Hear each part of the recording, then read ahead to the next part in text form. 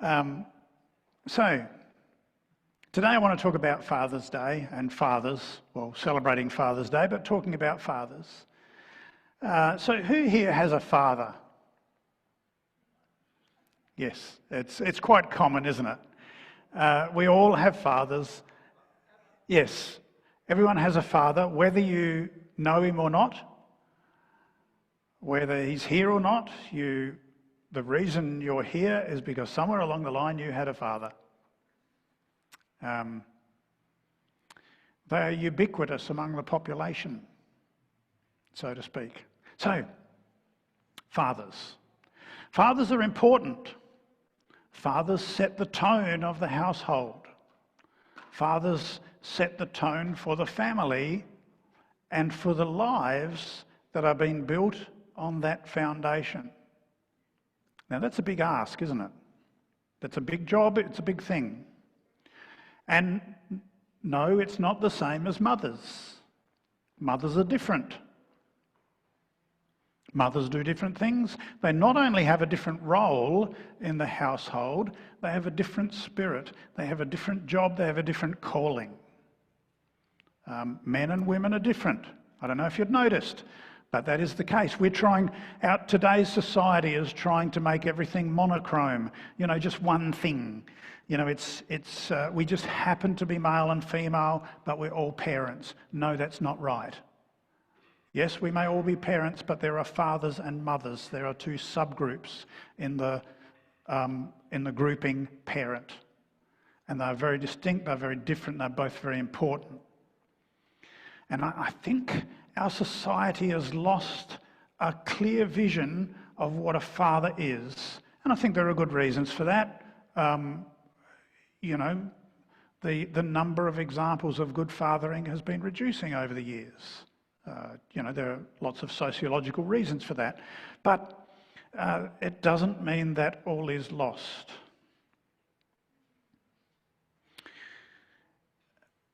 Your experience of fathering, whether it be your father or your own fathering, could be good or bad. And there'll be bad elements to it. Like all fathers that I know have one thing in common: they are human beings, and as such suffer the same failings as all of the human race, except for Jesus. He was a pretty good bloke. So, in that, like what I just said before, is that fathers build a foundation, fathers provide a foundation upon which we build our lives. Fathers provide that, they provide the theme for the home, they provide the foundation for building lives. What if that's not very good?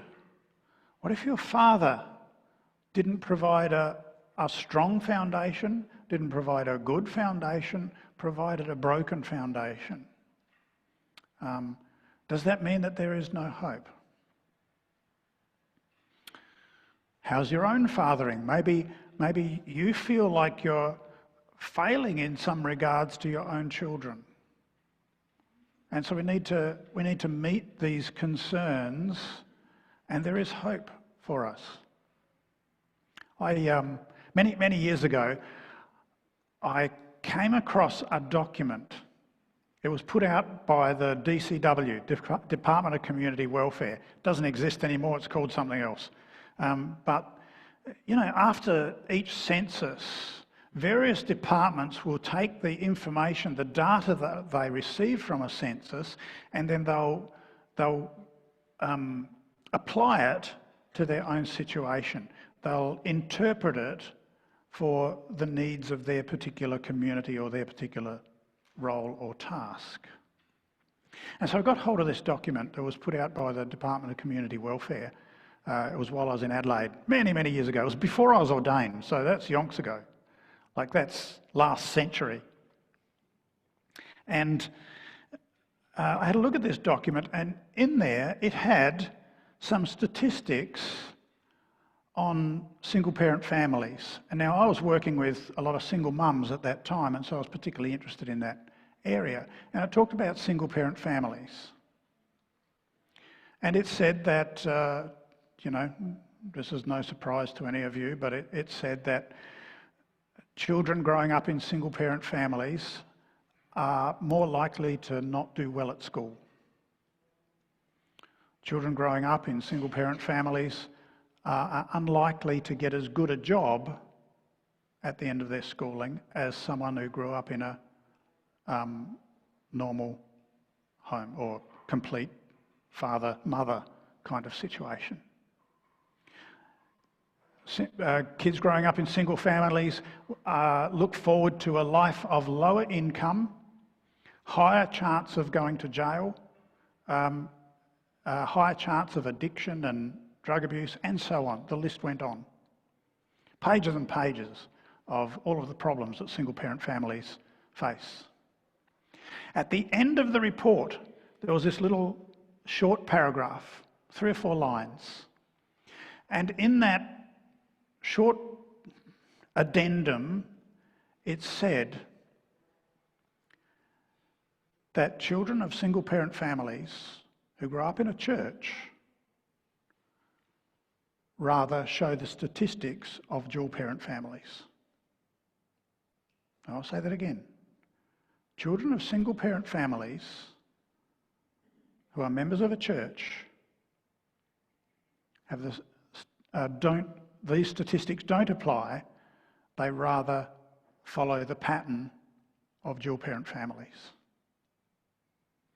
And this was only statistical church members. It wasn't, like the people who are fair dinkum about their faith and, there every Sunday. It's those people who go to church once a month or more.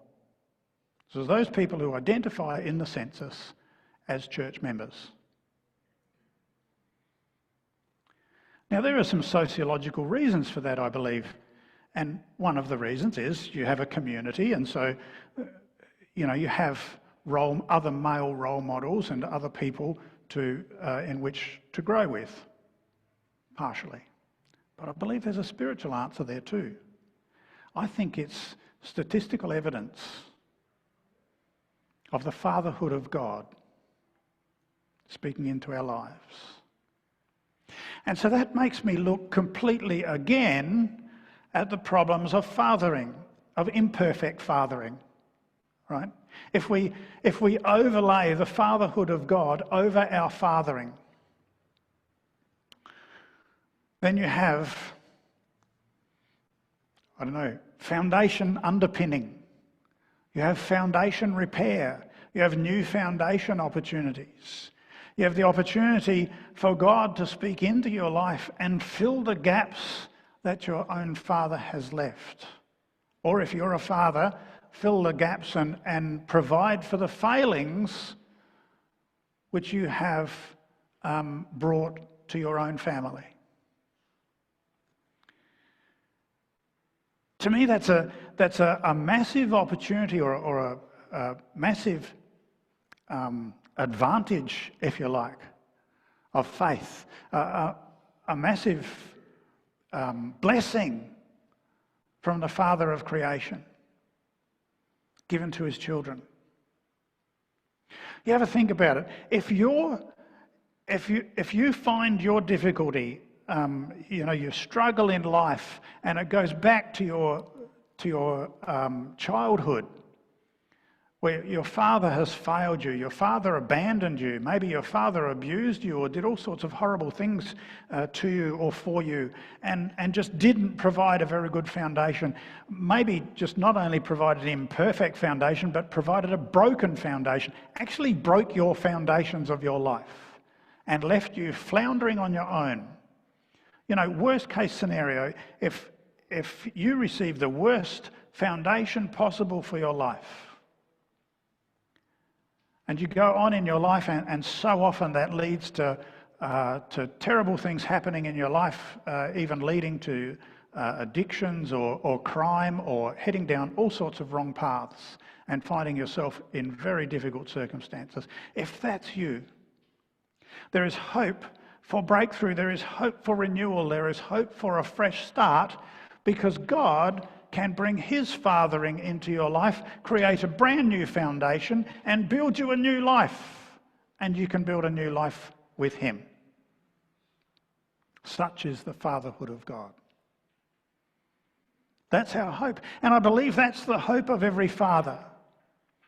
The hope of every father, or the joy of every father. The goal in all fathering is to join together with the fatherhood of God, that we may be co-workers in the kingdom of God to bring new life, new hope in all sorts of broken and difficult circumstances. If that's you, if your father was, if you'd like to trade in your father for a better one, if that's you, you can. Because God is your father. As God is your father, you can rely on him for the foundation of your life.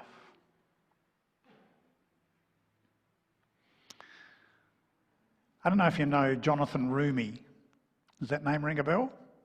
Anyone watch not the Messiah, the Chosen? The Messiah was the previous one. The Chosen. Anyone seen The Chosen? Okay. Yep. Jonathan Roumie is the star of the show. He plays Jesus. And there was an interviewer talking with him, as they want to do, and this interviewer said to him, if you had a cup of coffee with Jesus, right, sat down, cup of coffee with Jesus, you've got one question you can ask him. What would it be? And without a moment's hesitation, Jonathan Roumie said, how did I do? Did I come close? Right. You know, in his acting, did he come close and think, you know. Mind you, the interviewer then found it very difficult to ask a follow-up question because she burst into tears, and that was the end of the interview was wrecked. And I thought about that for myself. That would be a question I would want to ask. Like, Lord, how did I do? You know, you had a calling for me. You had a desire for my life. You know, in my fathering, raising my children. You had a plan. You mapped out something. You had an intention for my fathering. How did I do? Did I come close? And maybe for all of us, that's a question that'll come up in our own hearts at some point, whether we actually ever get to ask that, because I think when we get to heaven we'll be distracted with a whole lot of other stuff, not looking back over this life too much, but there'll be all sorts of other things to do, but maybe that'll come into it. Lord, how did I do? Did I come close? And as we reflect on that question in this life, it tells us that God has a calling for each one of us, and God has a plan for each one of us. Please don't let that plan be waylaid by your history. Don't let that plan be broken because of your broken foundations.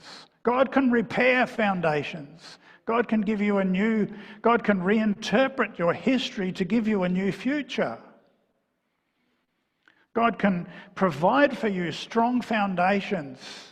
You know, it's no accident that Jesus is called the rock of our salvation, a firm foundation upon which to build a life. And when we build our life on Jesus, the brokenness of our foundations from our past have less and less impact on the life we build and our future. Not only that, our past is reinterpreted from brokenness to experience, equipping and strength. God turns our suffering into joy. God turns our dodgy past, our shady past, into a way of reinterpreting someone else's future and giving them strength.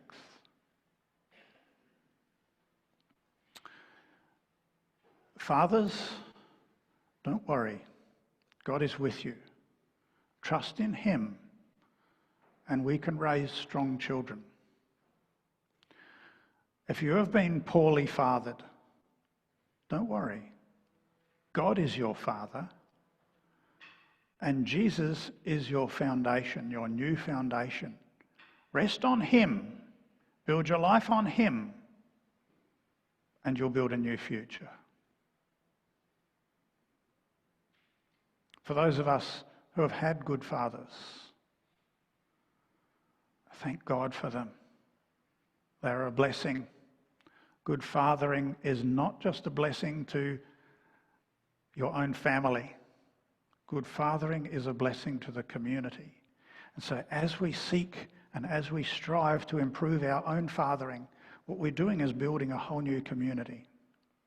So may God bless your fathering, may God bless your fathers, may God bless you, fathers. And may we rejoice and encourage good fathering.